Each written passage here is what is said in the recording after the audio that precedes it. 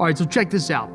You got Belshazzar, leader of the Babylonian Empire. He decides he wants to get these cups that his grandfather Nebuchadnezzar had taken from the temple when he conquered the Jews. It's like total blasphemy, right? He's getting these cups that they use for ceremonial purposes, and he's getting hammered drunk with it. All of a sudden, he sees a hand writing on the wall. In the King James Version, it says, his knees knocked and his loins loosened. He's like, he says, whoever can tell me what this writing says, I'll make third ruler in the kingdom. Daniel says, sure, I'll tell you what that means. First, you need to know your grandfather was a great king, and he knew and worshiped the Hebrew God. Got too prideful, God humbled him. You know all this, Belshazzar, and you said, I'm gonna go against that. It basically says, you've been weighed, you have been measured, and tonight your kingdom's gonna be taken from you by the Medo-Persians. Sure enough, that's what happened. In my story, I'm like Nebuchadnezzar. My name is Griffin. I was raised in a Christian family. The Bible was not made exciting or fun to me, so I decided I was gonna go my own way.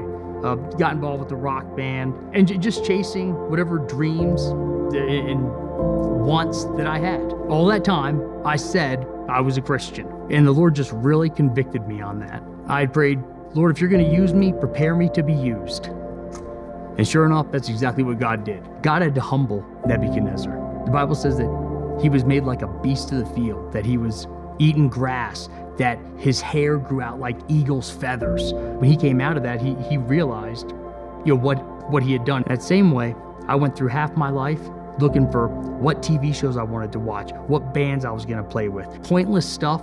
I had to kick my own butt. I was embarrassed. I had to go home and apologize to my wife. I was at church and Joel Geen was teaching.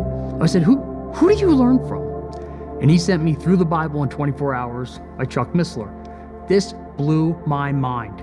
I didn't have to live like a beast of the field, but I sure had an ego and reality check and was humbled, where I thought, wow, I am not meeting the mark as a husband and father. If you're here watching this, the Holy Spirit has you here for a reason, and you have a choice to make.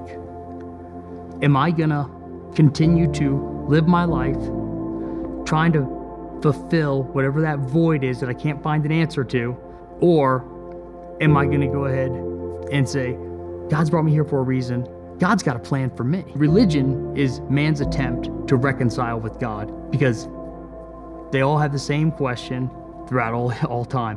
What happens when I die? So God sends his son Jesus to die for us. Say, hey, I'm the ultimate sacrifice. Believe in me, and you're gonna have eternal life. Don't worry about what happens when you die. And we can only do that because Jesus died and rose from the grave.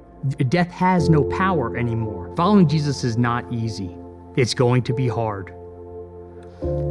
That's okay. That's how you know you're doing it right, because you're taking a stand. Know this, that while it's hard, the writing on the wall has changed. With Jesus' resurrection, hope is alive.